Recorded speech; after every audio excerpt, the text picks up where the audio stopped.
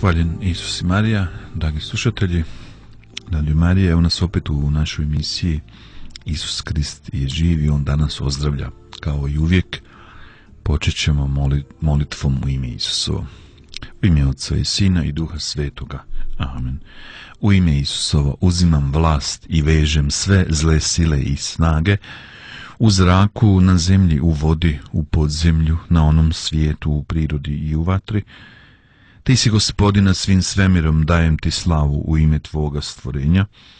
U Tvoje ime vežem sve demonske sile koje su došle protiv nas i naših obitelji i stavljam sve nas pod zaštitu Tvoje dragocjene krvi koja je prolivena za nas na križu. Marijo, naša majko, tražimo Tvoju zaštitu i zagovor. S presvetim srcem Isusovim za sve naše obitelji, zaogrni nas svojim plaštem ljubavi, da se prestraši neprijatelj. Sveti Mihovile i naši anđeli čuvari, dođite i branite nas i naše obitelji u borbi protiv svega zla što obilazi svijetom. U ime Isusovo zapovjedam svim silama i snagama zla da odstupe istog časa od nas, naših domova, naših obitelji, naše zemlje. A mi ti zahvaljujemo, Gospodine Isuse, jer si vjeran Bog i osjećaš s nama. Amen. Aleluja. Naša emisija nosi naslov Isus je živ, Isus danas ozdravlja. Isus je Bog i čovjek, Bog koji nam daje zdravlje i Isus nam vraća radost. Evo, u zadnjih mjesec dana bio sam na nekoliko mjesta, u nekoliko država gdje sam držao duhovne obnove i vidio sam puno ozdravljenja svojim očima, puno duhovnih oslobađanja, iscjeljenja unutarnjih. Vidio sam puno ljudi koji su doživjeli promjenu života, krštenje u Duhu Svetom, razne blagoslove koje su primili po molitvi. Prije nekih 20 dana sam bio u Nirnbergu, u Hrvatskoj katoličkoj misiji, i tamo sam držao duhovnu obnovu 4 dana. I predavanja, molitve bile su i prije podne i popodne. Dosta je bilo tvrdo. Kad sam došao u Nirnberg, kao da se nekakav tamni oblak nadvio nad tim gradom. Bila je nekakva težina. Međutim, Isus Krist je pobjednik, Isus je ozdravitelj. I u jednom trenutku dok sam se molio u svojoj sobi, dao mi je Bog jednu sliku. Vidio sam Isusa kako stoji pred tom oltarom te crkve, te dvorane gdje sam imao duhovnu obnovu, i Isus kaže onako ljudima s ljubavlju i radosno: pa što još trebam učiniti za vas da povjerujete da sam ja živ. Znači, na početku je bilo dosta tvrdo, međutim kasnije malo pomalo, kad su se ljudi ispovjedali, odrekli se, pokajali se za svoje grijehe, oprostili, nakon molitava oslobađanja, mazani svetim uljem, već je osjetilo se da je olakšanje bilo u toj dvorani. Zatim, nakon toga sam otišao u Koblenz na poziv tamo misionara Hrvatske katoličke misije, i tamo sam 3 dana molio za zdravlje, slavio mise u crkvi, i tamo sam isto u molitvi dobio jednu sliku. Vidio sam Isusa kako gleda kroz jedno debelo staklo i kako govori narodu i nama koji smo tu bili: ovo su posljednja vremena. I onda sam iz toga pozvao narod da ne oklijevaju sa svojim obraćanjem, sa svojom promjenom života, da ne oklijevaju zapravo, da je vrijeme došlo da se Bogu otvori, da se predaju potpuno, da povjeruju srcem. I dosta je tu bilo naporno, ali puno lakše nego u Nirnbergu. I kad sam se vratio kući kasno, letio sam avionom, kud sam došao negdje u 2 sata, i računao sam malo u nedjelju, budući da je to bila subota, da ću se u nedjelju malo odmoriti. Međutim, sutradan u nedjelju u Šurkovac došlo je 60 autobusa, punih hodočasnika, sa svih mogućih strana. Dakle, računa se da je bilo negdje oko 5000 ljudi da je došlo, i onda tu, dakle, molitve za zdravlje. Bilo je veličanstveno vidjeti puno mladi koji su Boga slavili, klicali, zahvaljivali. Tako, evo, Bog dadne snagu i kad smo umorni, on je jak. Tako Bogu ne smeta kad sam i umoran nekada. Bogu ne smeta kada mi smo slabi, on je uvijek jak. I odmah idući tjedan sam išao na turneju po Italiji na 4 mjesta, znači 7 dana sam tamo bio. Najprije sam bio blizu Breše u jednoj župi San Felice, gdje sam imao nagovore, cijeli dan sam držao jednu duhovnu obnovu, i nakon toga sam otišao u Frosinone, to je jedno mjesto skroz tamo blizu Rima, i dalje od Rima, tamo sam bio na 2 mjesta u 2 talijanske župe, na talijanskom jeziku sam držao duhovne obnove, predavanja, molio za te ljude, a onda sam usput malo otišao u Rim, u Vatikan, samo par sati, i na povratku sam navratio u Monte Cassino. Tamo je pokopan sveti Benedikt i sveta Skolastika, njegova sestra rođena, i tu sam molio na grobu i klanjao se Isusu, molio zagovor svetoga Benedikta da mi pomogne u službi oslobađanja, službi ozdravljanja. A onda sljedeći dan sam 2 dana imao duhovnu obnovu u Asizu, i najprije sam slavio misu u Porciunculi, u crkvici Gospe od Anđela, gdje je Franjo često tu molio s braćom, gdje je osnovao red i gdje je Franjo umro. Veli se da je sveti Franjo je umro pjevajući Bogu, kličući Bogu u toj crkvici. I dakle, to su samo neka mjesta. Onda sam bio, evo opet, skoro sam zaboravio, u Tajnahu.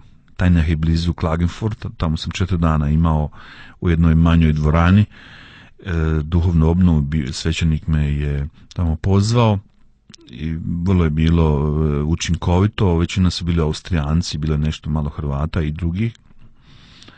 I onda, evo, prije par dana sam se vratio opet iz Austrije. Bio sam na dva mjesta u Aflincu, 1 dan u jednoj crkvi gdje je bilo negdje oko 700 duša, i u jednom samostanu sestara,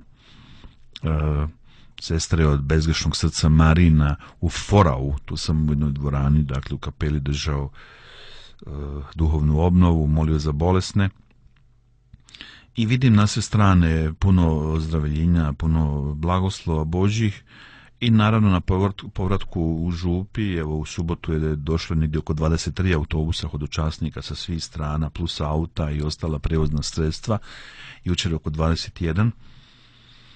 Već u srijedu imam u Livnu na Gorici duhovnu obnovu 2 dana, i onda i u jednoj maloj zajednici 3. dan, tamo držati isto, imati jednu radio emisiju. Nakon toga svega, i onda opet dolazi subota Šurkovac, nedjelja redovito su mise za bolesnike, mise za zdravlje, gdje mnogi ozdravljaju i svjedoče. Postoje brojna svjedočanstva o ozdravljenjima.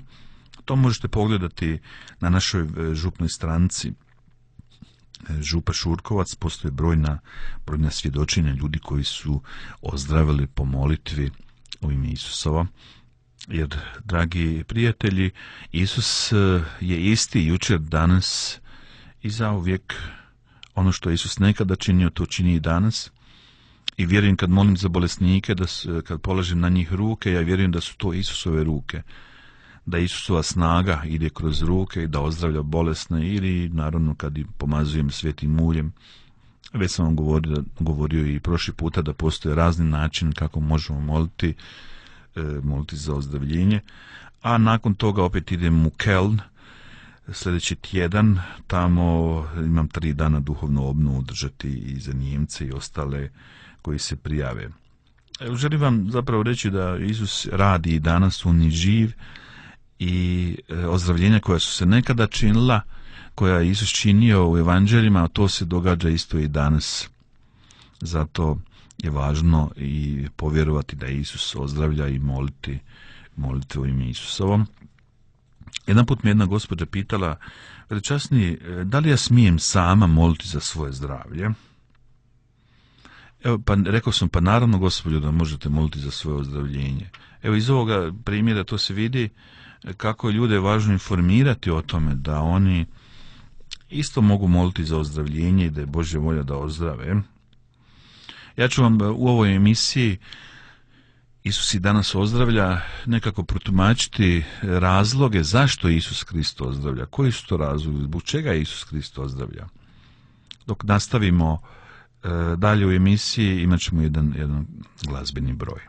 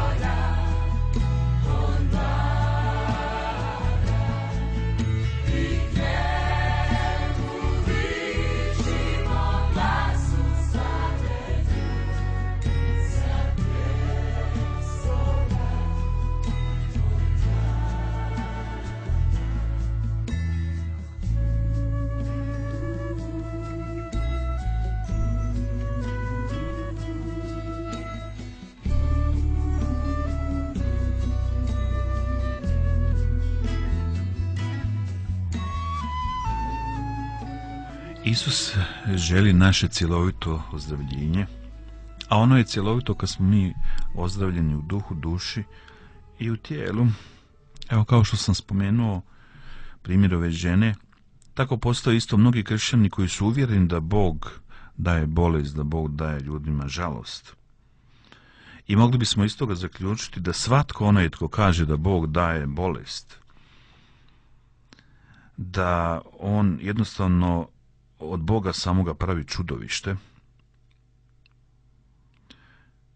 Ići k liječniku i uzimati lijekove nije grijeh. I kad bi bio grijeh moliti za svoje ozdravljenje, onda bi liječnici činili ono što je protiv volje Božje. Dakle, nije grijeh moliti za svoje vlastito ozdravljenje i liječnici prema tome vrše volju Božju kad nas liječe. Da vidimo, evo, prvi razlog zašto Bog ozdravlja. Koji je razlog? Pa zato Bog ozdravlja, Isus je Bog, budući da je Isus Bog, onda on ozdravlja.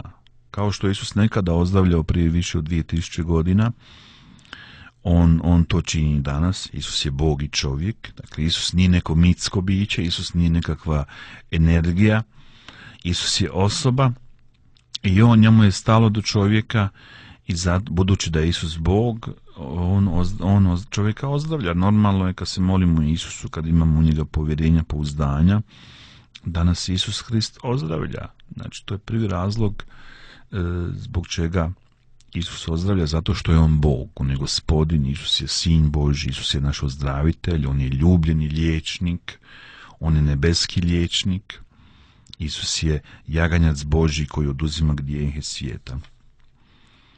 Zatim, sljedeći razlog zašto Isus ozdravlja jest Isus ozdravlja zato što nas ljubi.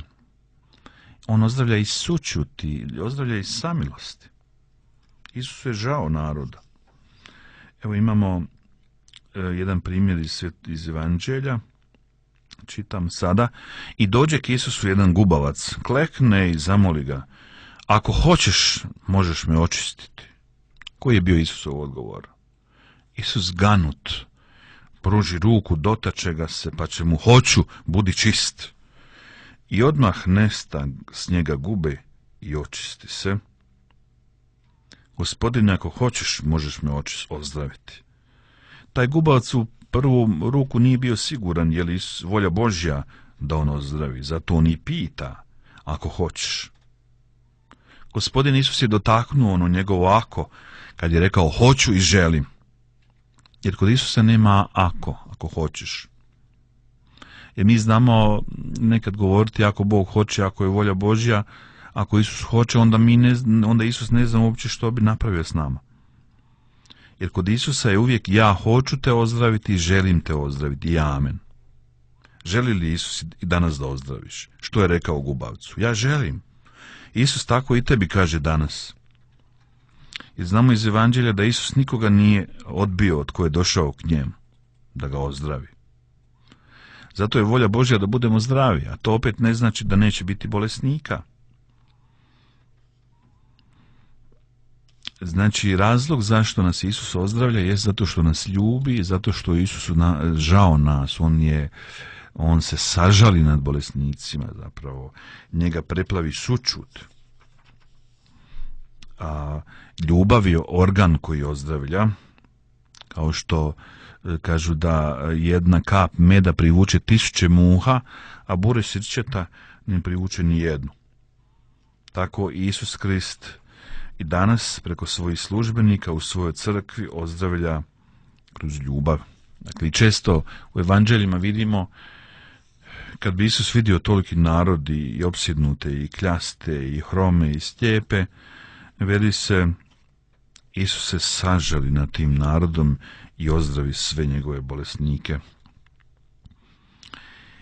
Zatim, treći razlog zašto Isus ozdravlja jest da prispijemo ka obraćenju. Ponekad sam se molio za ljude koji nisu kršćani, koji su imali vrlo malenu vjeru ili uopće nisu poznavali Božju ljubav, ništa nisu znali o Isusu, o Bibliji, o crkvi, a ipak su ozdravili. Pitanje se postavlja: zašto Bog liječi nevjernike? Pa upravo zato da povjeruju u Isusa Krista, da se obrate. Jedna muslimanka koja je voditeljica hodočašća u Šurkovac, ona nije krštena. 2 godine kako već organizira autobuse koji dolazi iz Mostara, iz Hercegovine.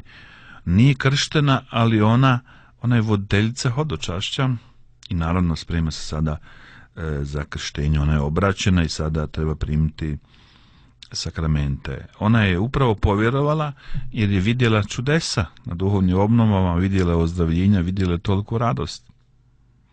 Kaže jedna muslimanka koju sam ja krstio, prošle godine primila je sve sakramente, ja sam ih vjenčao. Ona se obratila na duhovnoj obnovi u Šurkovcu kad je čula riječi Isus je živ i on danas ozdravlja.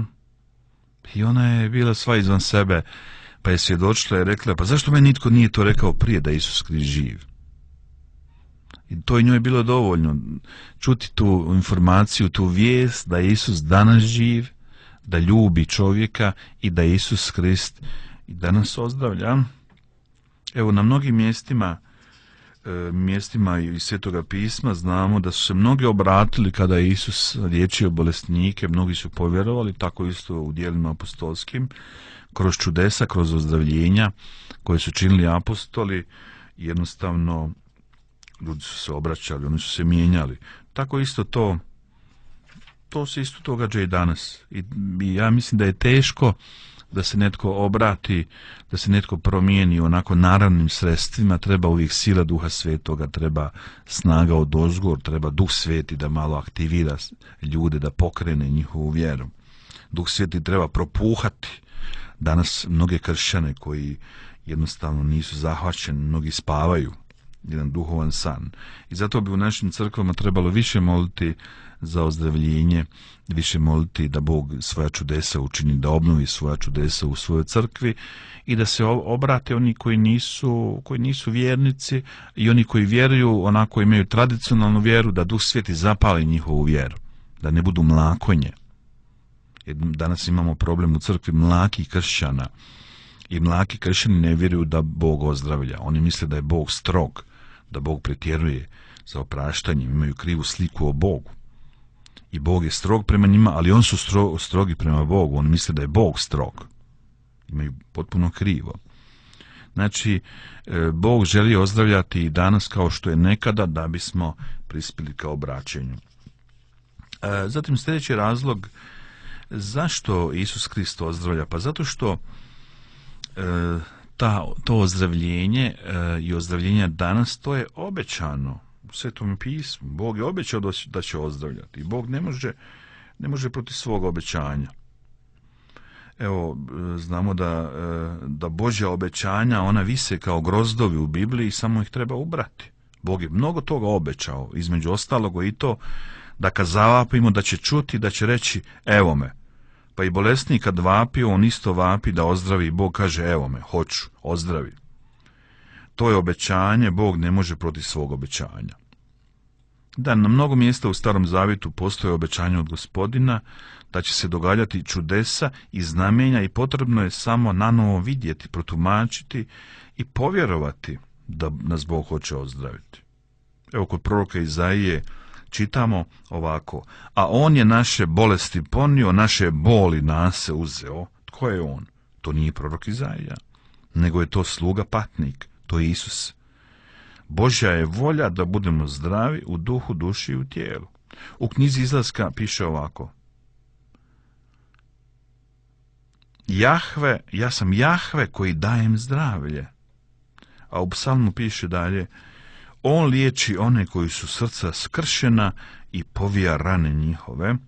Isus kaže: dođite k meni svi koji ste umorni i opterećeni, ja ću vas odmoriti. Kod Mateja 11.7. A uvečer mu doniješe mnoge opsjednute. On izagna duhove riječju i sve bolesnike ozdravi. Evo vidimo, Bog je obećao mnogo i kad je došao Isus, to se počelo ispunjavati u Isusu, u kome je sva punina. Jer duh Isusa Krista bio je upravo u prorocima, u onima koji su navještali njegov dolazak, koji su propovijedali i pripremili narod kao Izaiji, proroku Ezekielu, Jeremiji i tako dalje. Dakle, obećanja su se počele ispunjavati i u sve dane do dana današnjega po Isusu Kristu. Više puta evo čitamo iz Svetoga pisma i znamo i čuli smo da je Isus Krist ispunjenje Svetoga pisma, Staroga zavjeta, pa i u ovom segmentu što se tiče ozdravljenja. Jer cijeli Stari zavjet je usmjeren prema Isusu Kristu. Tako kad možemo reći i ako je u pitanju govor o ozdravljenjima. Liječenje bolesnih bilo je obećano od Oca. Znamo da je Isus jednom rekao, ako ne činim djela Oca svoga, nemojte mi vjerovati. Ali ako ih činim sve, ako meni ne vjerujete, djelima vjerujte, pa uvidite, upoznajte da je Otac u meni i ja u Ocu. A kod Luke čitamo, a sila ga je Gospodnja nukala da liječi. Isus je točno znao zašto je bio poslan na zemlju. Došao je potvrditi Očeva djela, Očeva obećanja.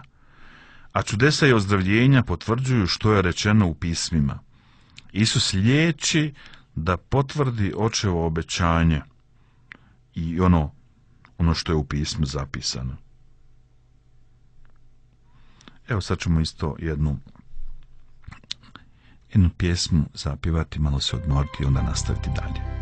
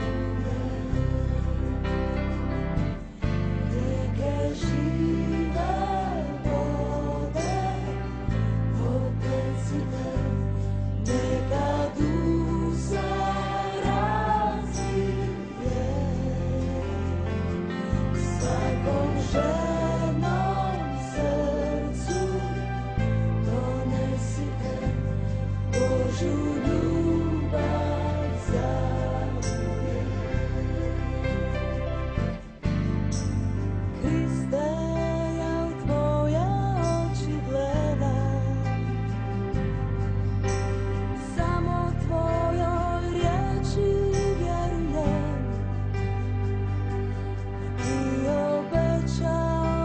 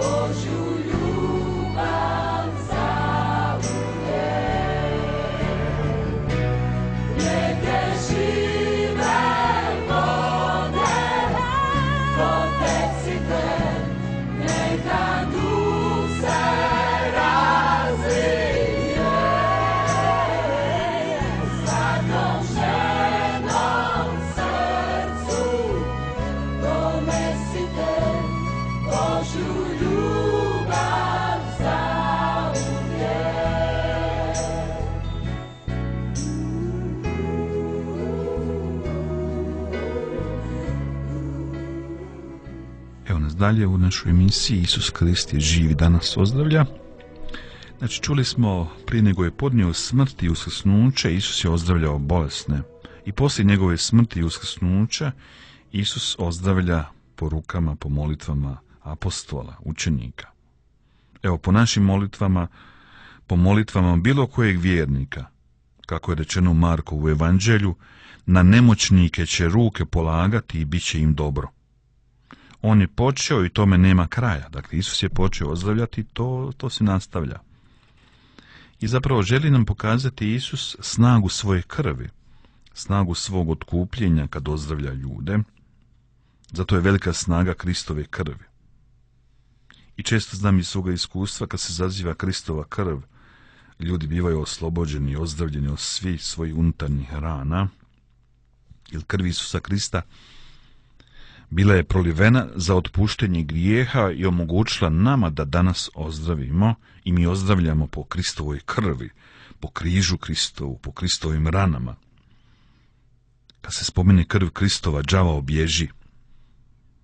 Slažem se s jednim duhovnim piscem koji kaže da je jedna kap Kristove krvi jača od svih religija na svijetu, od svih sekti, od cijeloga sotonskoga kraljevstva, a Isusovu krv pijemo u Euharistiji, u svetoj misi. Isto je dobro i korisno ponavljati riječi proklamacije kao na primjer Isus Krist je bio kažnjen da bi nama bilo oprošteno. Isus je bio ranjen da bismo mi bili iscijeljeni. Isus je bio odbačen da ja budem prihvaćen. Sve mogu u onom koji me jača. I ponovo citiram proroka Izaiju. A on je naše bolesti ponio, naše boli nase uzeo.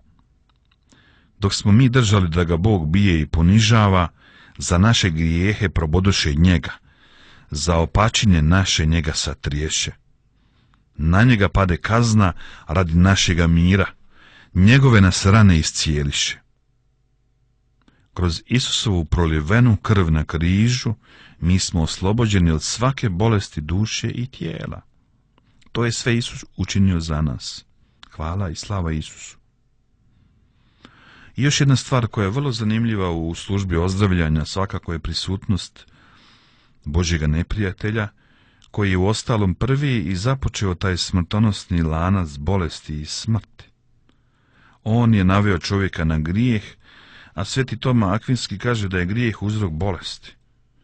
Budući da je neprijatelj Božji zaveo čovjeka na grijeh, zapravo je po njemu u svijet došla bolest i smrt, a Isus po ozdravljenjima na neki način restaurira, obnavlja prvotno stanje.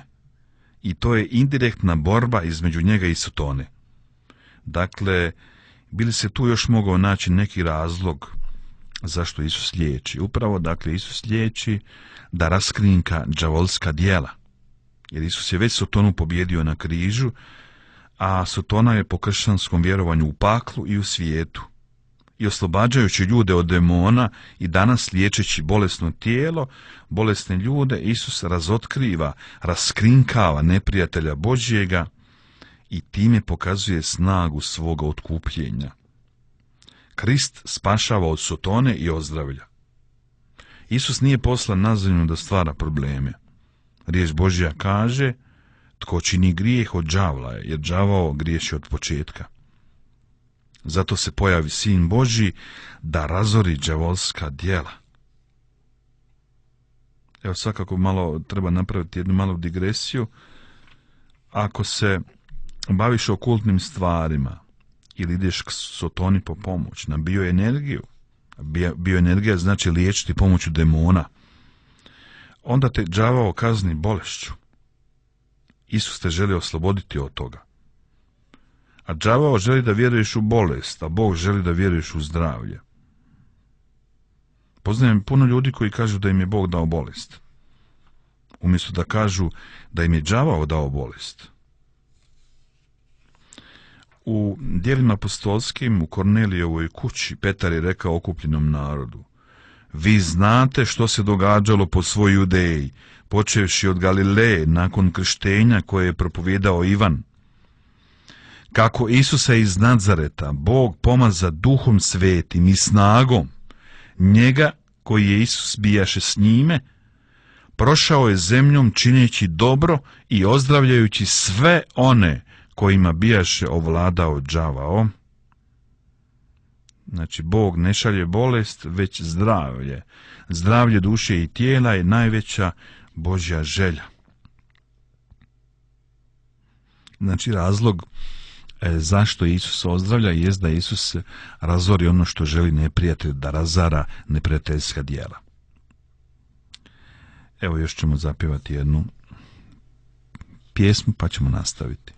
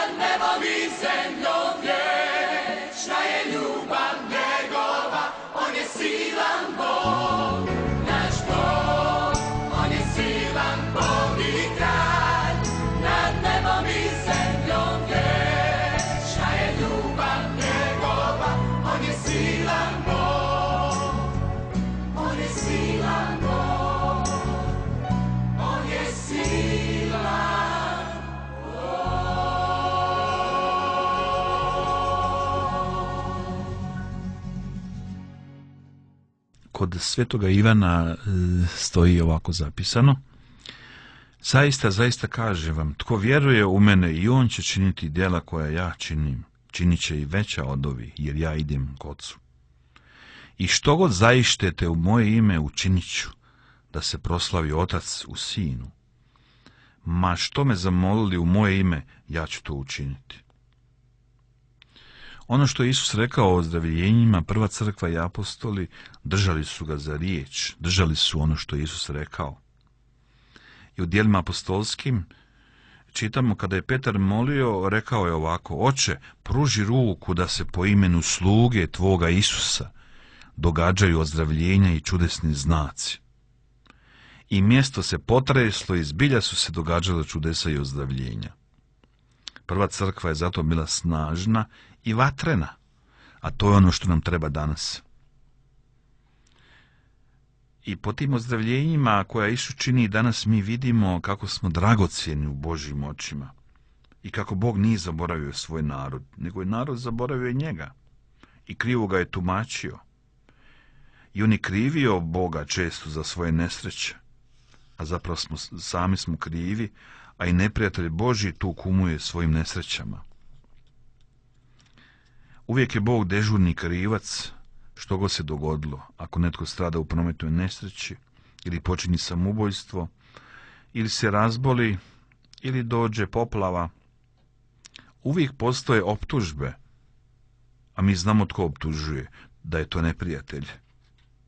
Tako čitamo u Otkrivenju, jer zbačen je tužitelj, đavao, braće naše, koji ih dan i noć optuživaše pred Bogom našim. Ali oni, vjernici, pobjediše đavla krvlju jagančevom i riječju svoga svjedočanstva. Zatim sljedeći razlog zašto Isus Krist ozdravlja jest da se proslavi njegov Otac, te Bog Otac. Imamo na puno mjesta primjera kada je Isus ozdravljao bolesne, da su ljudi veličali Boga. Veličali su Boga Oca. Tako i danas Otac Nebeski se proslavlja kroz ozdravljenja. Tako čitamo kod Mateja. Isus krenu odatle, pođe k obali Galilejskoga mora, uspe se na goru i sjede. Tu mu pristupi silan narod, vodeći sa sobom hrome, kljaste, slijepe, nijeme i mnoge druge, te ih spusti do njegovih nogu, a on ih ozdravi. Divio se narod kako nijemi govore, hromi hodaju, a slijepi vide, te poče slaviti Boga Izraelova.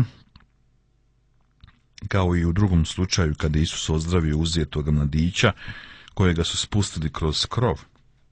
Kad narod to vidje, prestraši se i poče slaviti Boga, koji je takvu vlast dao ljudima. Evo, iz ovih tekstova se vidi, kod svih ozdravljenja sva slava i hvala pripada Bogu Ocu. I ozdravljenja bolesnih idu u tome smjeru da se proslavi Otac Nebeski. Pa neka Otac Nebeski proslavi kroz sva ozdravljenja koja se događaju i u ovoj emisiji. Nadam se. I kad mi slušamo o ozdravljenjima, naša vjera raste i mi se možemo osvjedočiti da je to istinu. Ono gdje kaže: kad me zazoveš, reći ću, evo me.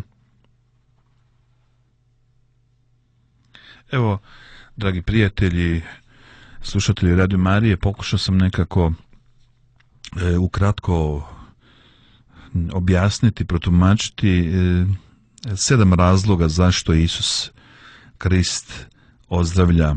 Rekao sam najprije da je Isus Bog i Gospodin, Isus je Bog i čovjek, i budući da je Bog, Isus ozdravlja.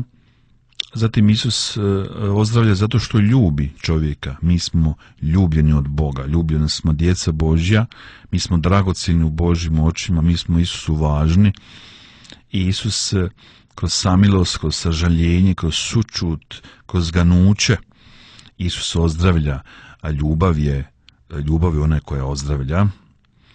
Zatim sam govorio, Isus želi kroz obraćenja jednostavno da se ljudi obrate, da mu se približe, da ga upoznaju.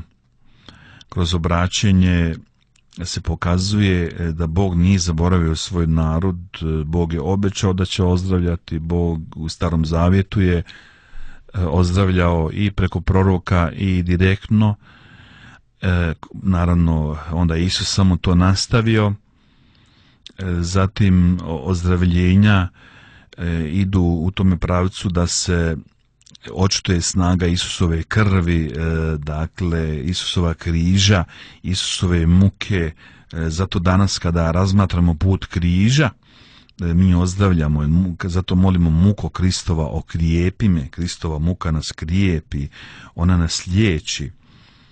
A onda sam spomenuo kako đavao želi da budemo bolesti i mnoge bolesti dolaze od njega, i duhovne bolesti i fizičke, i kroz ozdravljanje bolesnih i danas u ime Isusa Krista, snagom Isusa Krista, događaju se dakle ozdravljenja i mi poražavamo neprijatelja, mi raskrinkavamo njegova djela, jer kroz ozdravljenja triumfira Božja snaga, proslavlja se Bog. I onda sam rekao 7. razlog zašto Isus Krist ozdravlja i danas jest da se proslavi Bog Otac. Nije dobro kada netko moli za zdravlje pa on želi slaviti sebe, nego u svim ozdravljenjima treba ići u tome pravcu da se proslavi Bog Otac, da proslavimo Boga Oca. Zato Isus kaže, ja činim sve ono što je mome Ocu ugodno, tako i u ovoj misiji. Inače, neka sva slava kroz ozdravljenja, ono što čujemo ovdje, neka to ide Bogu Ocu na slavu. Ne bi bilo dobro da ide nama na slavu, ali niti na štetu. Evo sada još jednu pjesmu ćemo poslušati. Duše sveti,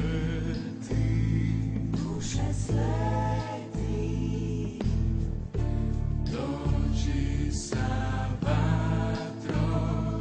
Duše sveti, dođi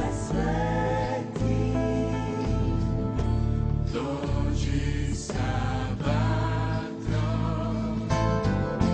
Duše sveti, dođi sa vatrom.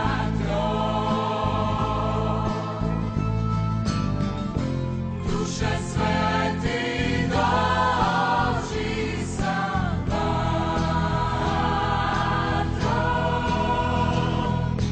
Dođi duše sveti, neka vatra sviće.